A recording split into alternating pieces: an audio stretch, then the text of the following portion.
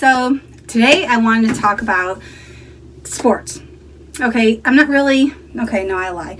I'm kind of a big sports buff. Not everything. I like a little bit of everything. Love, like, basketball is my favorite sport.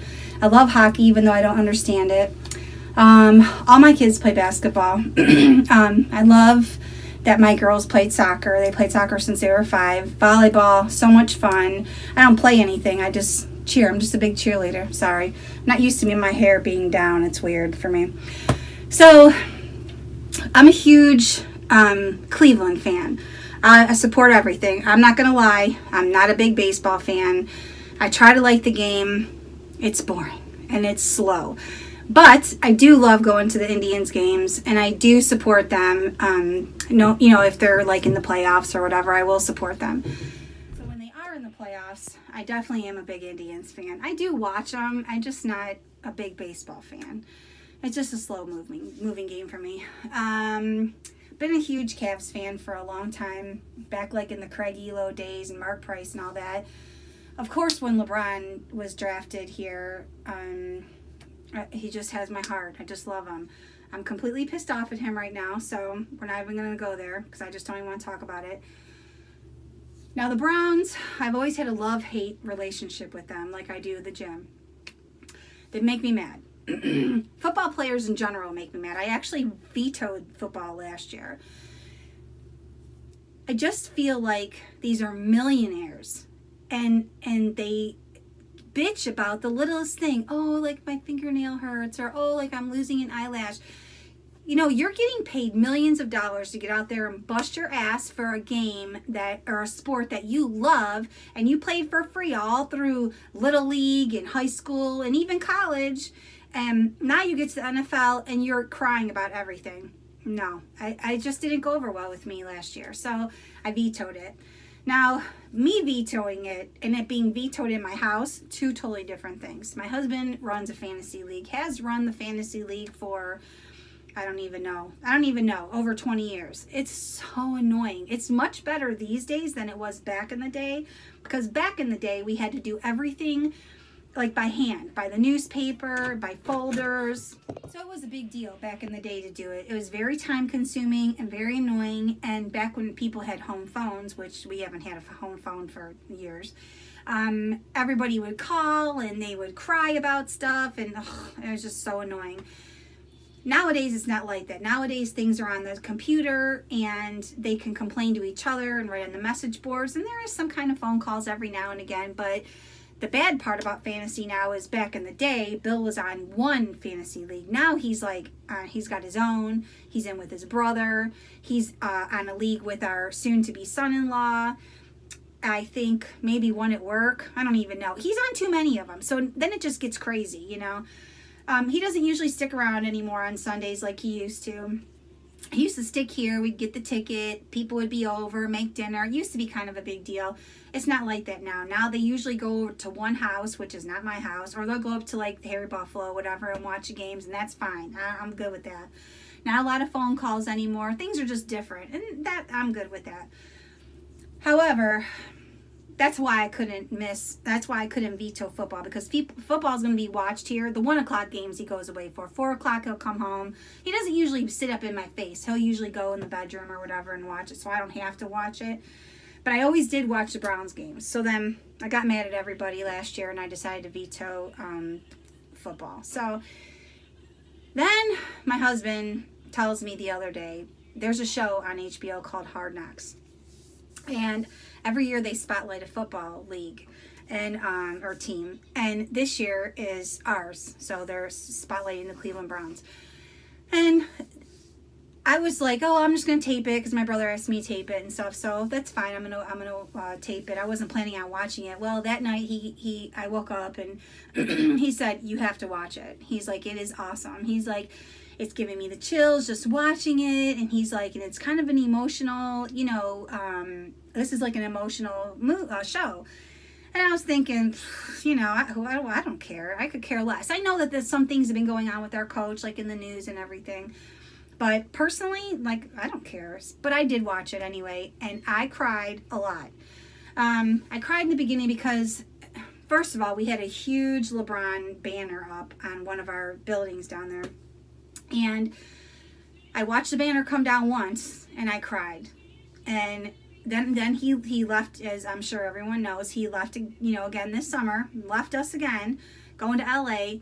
This time I didn't watch the banner come down until I watched Hard Knocks, and I saw it on there, and it broke my heart. I have been a LeBron fan since he was in high school, and I just love him, and I stayed true when he was in Miami. I even got my son a Miami shirt.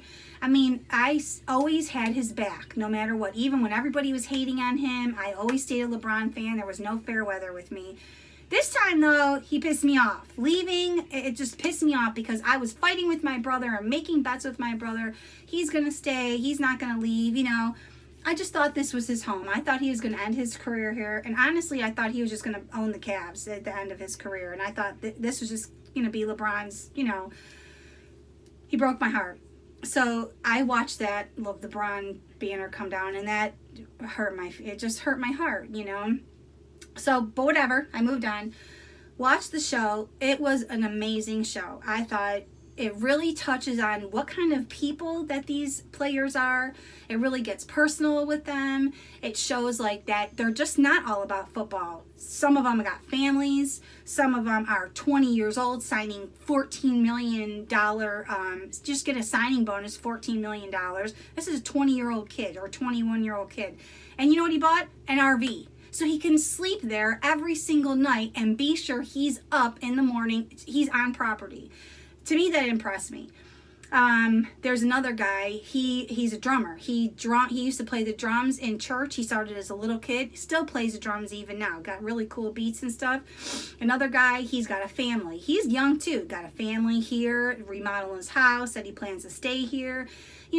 There's more to them. Of course I know that. I'm not stupid. I mean, they're human beings. I get it. There's more than just football. But I guess I never really looked at like the big picture and how like they are really human beings. Like some of them are smart. There's one guy on there. He's like their financial advisor, but he's not really a financial advisor for real. He told all those guys, don't go to the financial advisors because they're going to take 1% of all your money. He said, I'll teach you how to do it. And he sat there and taught them and did the math and was telling them, if you, save this much money, you'll have this much when your career ends. He's so smart. Like they're just not dumb musclehead, athletic guys. And I'm not saying that that's what I thought, but I think like when I got pissed off at them last year, that's just what I categorized them as. And now I feel bad, and I'm taking back my veto, and I'm going to take back everything I've ever said and being mean and stuff, and I'm actually going to watch my Browns this year. And I think I'm going to really enjoy the Hard Knocks show because I'm going to get to know them, as persons or as people, and I'm going to be able to see like what they're really about, and then it's like you have a personal connection with them, It's fun to watch them at training camp and, see the fans on the sidelines, like cheering for them, and they're like, are they going to keep this up all game? Oh yeah, they'll keep it up because they don't care. Cleveland Browns have the biggest fans, or the biggest, I don't remember how my brother puts it, like there's like the most fans all over the United States or something are Cleveland Browns fans. There's Cleveland Browns like backer. Oh, that's what they're called, Browns backers. They have them everywhere. Like I'm on a Facebook page with this one backers called Suncoast Backers. And just because my mom used to be part before my mom passed, she was part of these Suncoast Backers. And they're huge. My brother said they have a huge backers following down there.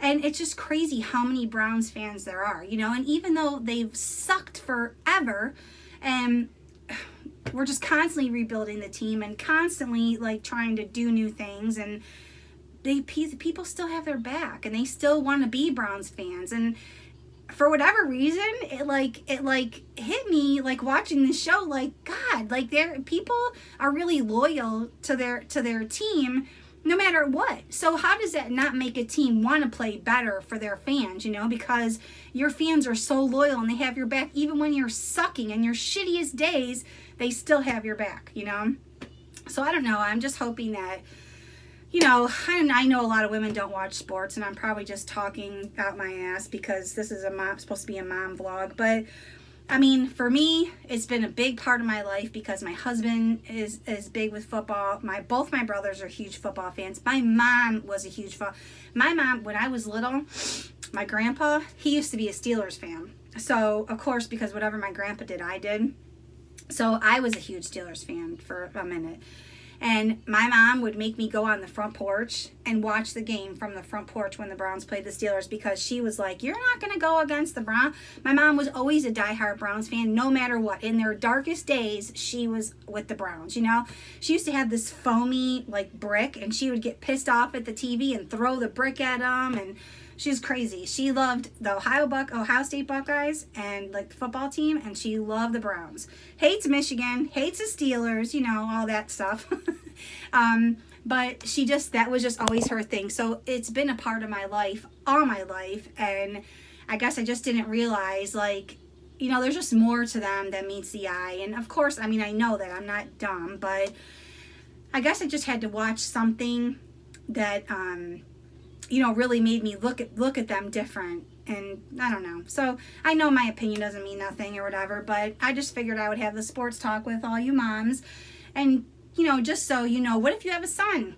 Your son might play football. You know, you don't want somebody to be like, oh, I hate them. They're just a big bunch of muscleheads. They're not. They have more than what, you know, meets the eye. Now, my son will never play football. No way. I'm not letting him because I'm terrified. He can play soccer. He can play basketball. He can play hockey if he wants, because I don't care if they lose his teeth, because he's going to have to get braces anyway. But he will never play football just because of the things I've seen and heard about the concussions and all that. Now they're saying that about soccer and stuff too, but you know, whatever. But football with me and my son, no. But one of you moms might have kids that play football, you know, and you just don't want people to go around having this misconception of them that they're just dumb athletes when they're not. I mean, there's just so much more than meets the eye, you know. So that's all. That's just my opinion about sports today, you know, pretty much just football. And I'll probably be yelling about fantasy maybe at some point. Hopefully not. Hopefully this will just be a fun fantasy year, but you'll see what I mean later in the time when there's like fantasy draft and there's games and people are yelling and they're crazy. So, excuse me. So I just wanted to speak my mind about that, and that's it. See you tomorrow. Okay, Mommy, you're done.